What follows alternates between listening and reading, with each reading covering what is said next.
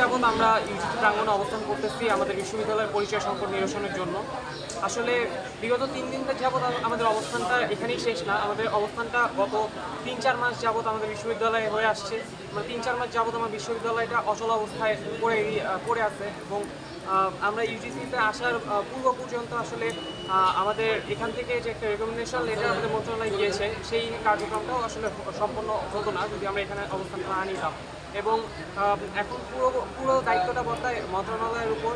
তারা যদি তাদের এন্ড থেকে তাদের সর্বোচ্চটা দিয়ে আমাদের সাহায্য করে, তাহলে আসলে আমরা এই সংকটটা থেকে সংকটটা থেকে নিরসন পাই এবং আমাদের বিশ্ববিদ্যালয়ের অবস্থাটা আবার পুনরায় সচল করতে পারবো।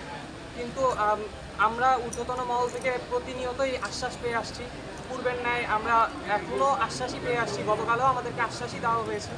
আমরা আমাদের পূর্বে যতগুলো কর্মসূচি করেছি গত 3-4 মাসে, সবগুলো কর্মসূচিতেই আশ্বাস পেতে পেতে এখন আর আমরা আশ্বাসে বিশ্বাস হইতে পারতেছি না। তাই আমরা আসলে এই আত্মঘাতী পন্থাটা অবলম্বন করছি। এছাড়া আমাদের হাতে আর কোনো পন্থা নাই।